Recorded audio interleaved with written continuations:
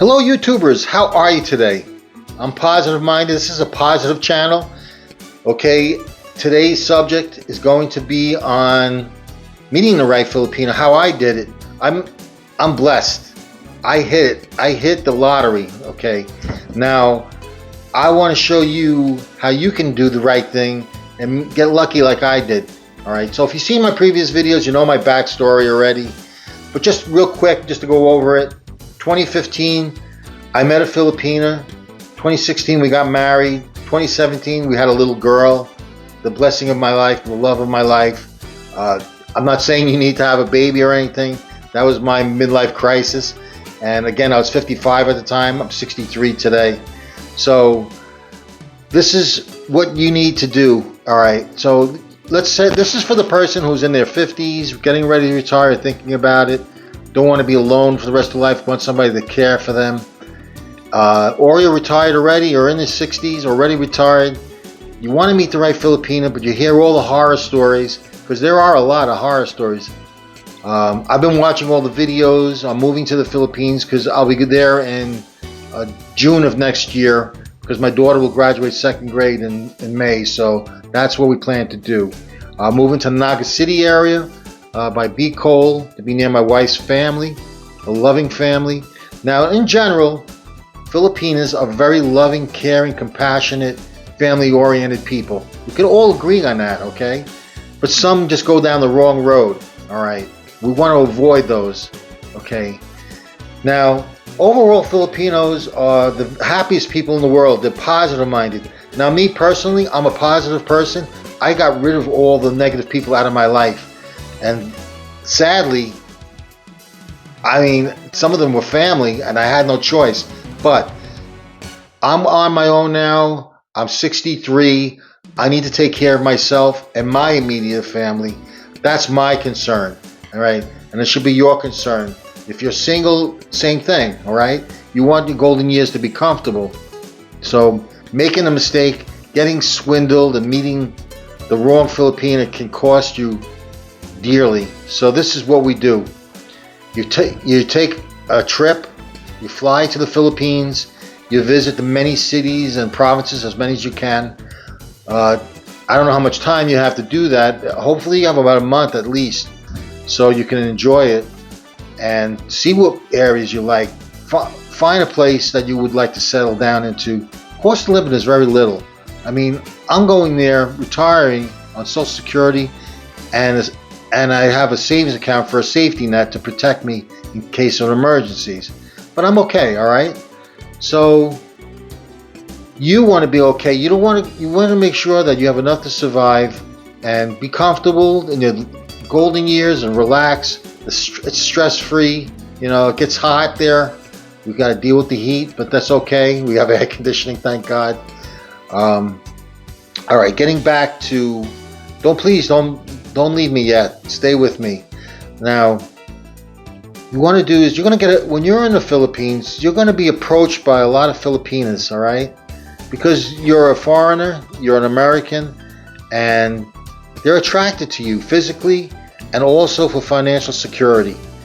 Because if you see how they grow up, and some of them in impoverished areas, again, but they're still happy. I mean, you look at the poverty and you say, oh, how can they live like this and be happy? But they're positive people. I want to be around these people. So getting back to it, so she's looking for financial security. Now, you may think it's a bad thing, but if you put yourself in their shoes, you want to make sure that you're going to be comfortable and you're going to be safe for the rest of your life, you know? And if you're the type of person who's tight with their money, doesn't want to give away their money or take care of anybody else, and you just want to take care of yourself because it's your money, I worked hard, and you did, and that's I'm not saying anything bad about that. That's fine. But you have to give something up, all right?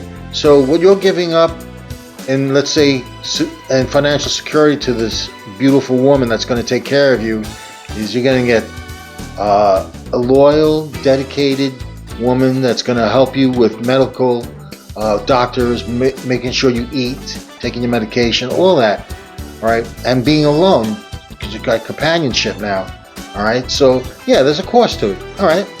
So I have to give up a little bit of my money. financial security, and that's normal. All right. Now in the 50s in the States, you got a woman like that, and that's exactly what the man did. So look at it that way, okay? Now those ideas are extinct now in the States. You won't see that anymore ever again. You want to be happy. Overall, we want to be happy to the end of our lives. All right. At the end, you want somebody by your side. You want people who love you, positive people who care about you, who took care of you. All right. I'm 63. Hopefully, I'm going to live into my 80s, maybe 90s. I cross my fingers. Watch my daughter grow up. Okay, that's my goal. I want to be laid back. All right. So, getting back to meeting the right Filipina. Avoid going online, but I've heard good stories about it, but I've also heard horror stories. Now, if you go online, you're going to meet a few Filipinas. You're probably going to go back and forth, video chats. Some of them are going to keep asking you for money for the phone or for medicine or for food or whatever. All right. You know, it's going to happen. You want to stay away from those. Those could be scammers, you know, or they could have 6 boyfriends already somewhere else.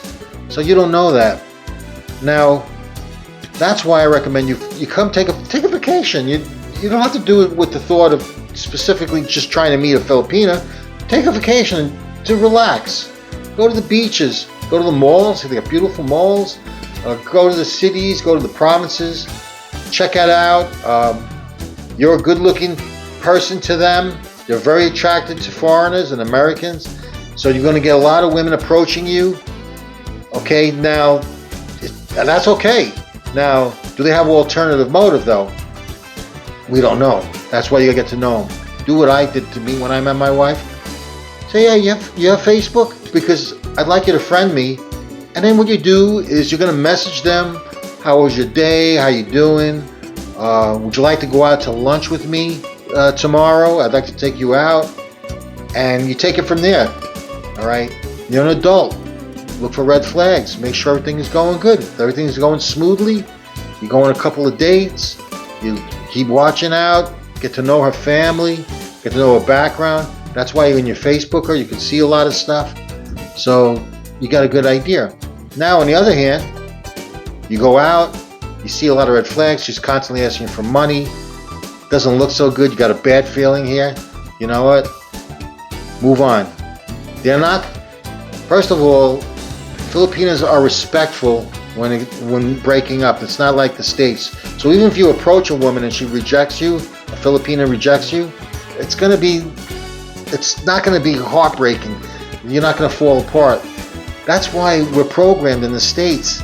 I mean, you ask an American woman out, she's basically F off or leave me alone. I don't get away from me. You know, that's not going to happen. That's not going to happen with a Filipino. I've never seen it happen, and it never will happen. All right. So you want to approach or you want to get approached. Either way, you just look for the red flags. You go on a few dates. Bingo. All right. That's how you're going to find a quality woman. That's how I found my wife. And the biggest thing I ever did in my life was to marry her, because now I know I'm settled. Okay, now I'm going to go through this adventure, moving to the Philippines in June, and hopefully it's going to be fairy book tale, living happily ever after. You know, I'm sure it's going to be ups and downs, and that's a part of life. You know, I keep a positive mind, because that's why I say around positive people. How can you say around look at the people in the States. They're fighting. They're always negative, division in here. Nobody's happy. You struggle. It's a rat race. Right? It's a rat race. Who wants to live that rat race? You work so hard, you pay your bills, you're sweating. Oh, do I have enough money to pay my credit card, my car payment, my mortgage, or my rent, or whatever? It's a struggle there in the States. You know what? I'm going to change my life and go to the Philippines, live on my Social Security, because the cost of living there, I should be okay. I have more than enough Social Security that I should be fine. I got a savings account for emergency to help me in case I need it. And so if you're financially set and ready to go, or if you're in your 50s and getting ready, just pay as much as your bills you can, save as much money as you can. Go there. Just don't go there with a pension or Social Security only, because you never know. You just might need extra money, and that's really it. And if you have any questions, feel free to comment. I'll answer your comments. You can email me. Let's go on this adventure together. We'll learn together. And watch my other videos, because I have some other videos getting ready and preparing to move to the Philippines. I'm retired. I have nothing to do. I'm bored. So I make these videos. I hope you like them. I hope they're informative for you. And subscribe. Please subscribe. I love you guys. You have a good day. And thank you for watching. Bye-bye now.